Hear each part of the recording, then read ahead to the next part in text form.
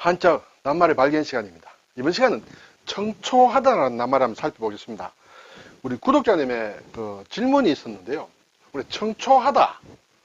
자, 이것이 이제 한자로 쓴다. 근데 보니까 고초를 받는다. 고초를 받는다. 할 때 이 초자가 우리가 초나라, 중국의 초나라, 그리고 사면초가 할 때 이 초자와 같은 글자를 쓰고 있다.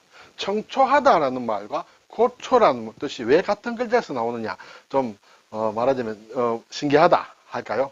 저도 상당히 많이 궁금해져서 좀 조사를 해봤습니다. 왜 그럴까? 이 초나라 초에 왜 청초하다 할 때 초가 들어가느냐, 그런 의미로 써 있느냐, 이런 것을 한번 살펴보겠습니다. 자, 우선 글자를 볼까요? 청은 맑을 청이다. 그렇죠? 삼수변에 푸를 청이다. 발음이 왔고, 푸르다는 것은, 맑다. 물이 푸른 것은 맑은 것이다. 볼 수 있죠? 초나라 초다. 그렇죠? 위에 수풀림이 있고, 아래에 짝필이 있다. 짝필이다. 네. 이 짝필이라는 것은, 말하자면 이 부분은 발을 뜻한다. 이 부분은, 종아리를 뜻한다. 그래서 뭐 다리를 뜻한다. 이렇게 돼 있어요. 그래서 발이라는 뜻도 있다. 그리고 짝 또는 바르다. 막 이런 뜻이 있는 것 같습니다. 여기에서 발음이 왔다고 볼 수 있는데, 어느 발음이 왔는지는 정확히는 모르겠습니다만, 소에서 왔을 수도 있고, 또 중국의 예전 발음으로 보면 아에서 왔다. 뭐 이렇게 얘기하는 경우도 있는 것 같습니다. 어쨌든 이것이 초나라 초로 이제 우리가 자주 볼 수 있다. 이렇게 되죠. 국어사전에서 청초란 낱말을 한번 찾아보니, 우리가 다 압니다만, 화려하지 않으면서도 맑고 깨끗한 그런 아름다움을 청초라고 한다. 그렇죠? 네. 예문을 볼까요? 들녘 한쪽에 청초하게 핀 들국화. 그렇죠? 우리가 그렇게 느낄 수 있습니다. 그리고 그녀의 모습은 백년처럼 청초했다. 사람에 대해서도 쓰죠. 그렇지만 남자에 대해서는 거의 안 쓰는 것 같습니다. 어떤 남자가 청초하다는 것은 어울리지 않는다. 주로 어떤 사물을 아주 반듯하고 아름다운 것을 얘기할 때 청초하다. 그리고 여성에 대해서도 쓴다. 자, 여기에 이제 초가 들어갔다. 청에 대해서는 우리가 알 수가 있습니다. 그렇죠? 맑다. 맑고 깨끗하다. 초라는 것은, 말하자면 여기서 보면 좀 아름답다. 이렇게 볼 수가 있죠. 왜 그런 뜻으로 써 있느냐. 자, 근데 이제 고초란 말. 고는 괴롭다는 뜻이죠. 자, 괴로움과 어려움을 아울러 이르는 것이다. 고초다. 심한 어려움과 괴로움이다. 그럼 여기서는 초는 뭐냐? 것이죠. 가든 고초에 시달린다.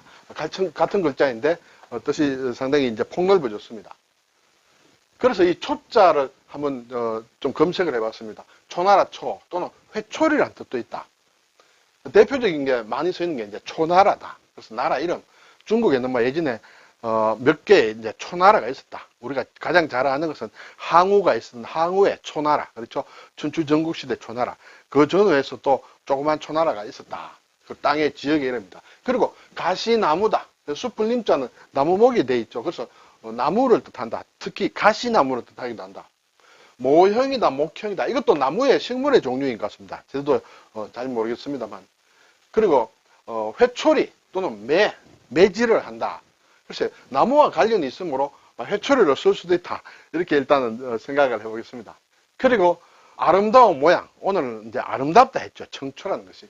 아름답다, 곱다, 산뜻하다. 그런 뜻을 가지고 있다. 왜 이 뜻이 왔느냐라는 것이 이제 상당히 궁금해집니다. 그리고 우거졌다. 나무가 이렇게 많이 우거진 모양이다.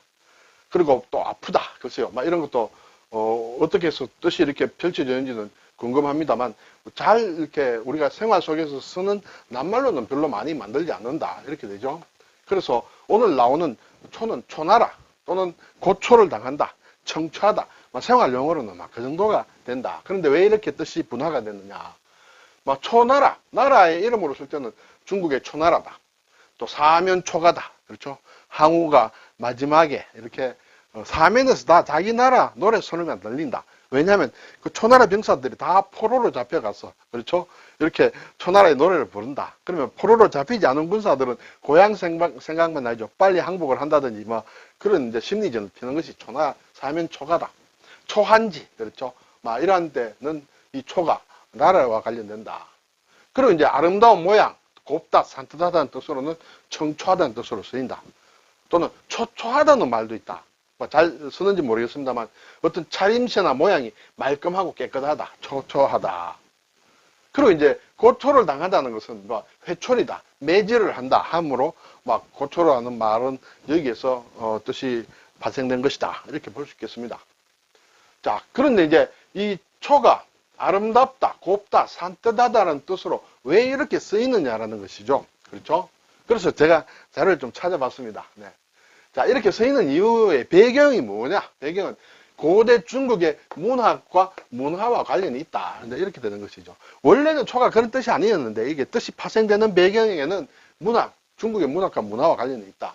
그래서 초나라 지방은 자연이 아름답고 예술과 문학이 발달했다. 일단 이렇게 설명을 하면서 특히 문학 관련해서는 초사, 그렇죠? 구론이죠. 초사, 초사 같은 문학 작품에서 감성적이고 미적인 표현이 많다. 그래서 초하면 이런 것이 이제 연상이 자꾸 되는 것 같습니다. 그리고 또 그래서 초라는 것은 세련되고 아름다운 느낌을 풍기는 단어로 인식이 됐다. 그래서 맑을 청자와 합쳐서 청초하다라는 의미로 들어간다. 막 이렇게도 볼 수 있겠죠. 그리고 초나라, 특히 춘추 전국 시대의 초나라는 상당히 강국이었습니다. 그렇죠. 전국 칠웅에도 하나 있고. 그런데 초나라의 궁전이나 또는 그 궁전의 장식이 화려하고 세련됐다. 그래서 이 초라는 글자에는 그러한 아름답다, 곱다, 산뜻하다는 의미가 이렇게 저절로 형성이 됐다.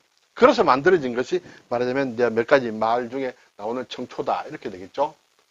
자, 그런데 제가 자료를 보니까 이 청초란 낱말이 중국에서 쓰는 용법과 우리와 일본이 쓰는 용법이 이제 조금 다르다. 중국에서는 말이나 사물이 명확하고 분명한 것을 가지고 청초라고 한다. 그렇죠? 근데 일본이나 우리는 어떤 외모 중심으로 보아서 모양이 깔끔하고 단정하다, 아름답다라는 그런 느낌으로 쓴다. 분명히 좀 차이가 있다. 어쨌든 현재로서는 막 이러한 용법으로 쓰이고 있다. 이렇게 되겠죠. 자, 글자를 이제 맑을 청과 몇 가지 살펴보겠습니다. 우리가 맑다는 것은 청결하다, 그렇죠? 청량하다, 청량음료, 청렴하다, 그렇죠? 네. 청소한다, 그렇죠? 청산한다, 무슨 깨끗이 정리하는 것, 깨끗이 계산해서 끝내는 것이다. 청주다, 맑은 술, 그렇죠? 흔히 얘기하는 정종이다, 이렇게 얘기하죠. 청백리, 청백하다, 청백한 관리다. 청백이라는 것은 청렴하고 결백하다, 청렴결백이다, 그렇죠? 그런 사람이 청백이다. 숙청을 한다, 깨끗이 치운다. 엄격하게 아주 엄숙하게 단속을 해서 깨끗이 정리하는 것이 숙청이다. 예. 그리고 이제 또 다른 의미로는 이제 청이 꿀이라는 뜻도 있다. 꿀. 백청이다. 아주 고급의 어떤 맑은 흰 꿀을 얘기한다. 백청이다. 석청이다. 그렇죠? 돌 사이에 나오는 돌 틈에 만드는 꿀이다. 성밀이다 할 수 있는 청이다. 이건 다 꿀을 뜻한다. 청이. 조청이다. 우리가 그렇죠? 조청은 이것은 만든 꿀이다. 곡식을 가지고 인조로 만든 자연에서 벌이 만드는 청이 아니라 만든 꿀이다 해서 조청이다. 뭐 떡을 찍어 먹는다든지 여러 가지 있습니다. 그리고 이제 유자청이다, 매실청이다 하는 각종 과일청 할 때도 이것은 이제 말하자면 꿀과 관련된 그런 의미로 청이 쓰인다. 이렇게 볼 수 있죠. 초는 이제 초나라 초, 회초리 초다. 앞에서 말씀드렸다시피 사면 초가다. 이때는 초나라의 노래다. 그렇죠? 초패왕이다. 항우가 자신을 패왕이라고 했다. 여기 패왕은 말하자면 온전히 정복한 사람이다.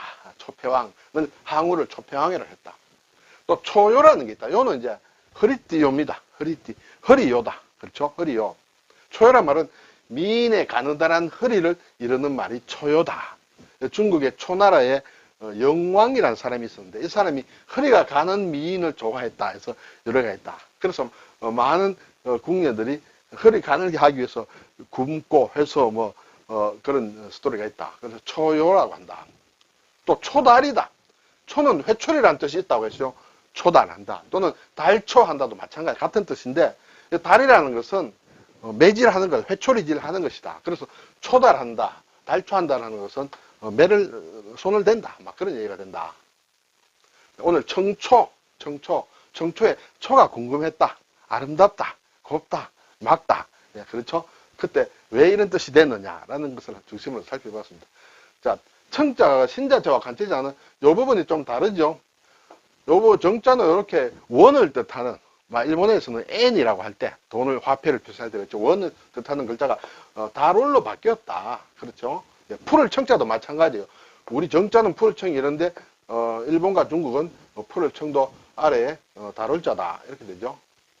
청초, 고초의 초는 매질한다는 뜻이 있다. 석청에는 청이 꿀을 뜻한다. 초달은 회초리와 매질하는 것이다. 사면초가다. 이런 말을 한번 살펴봤습니다. 감사합니다.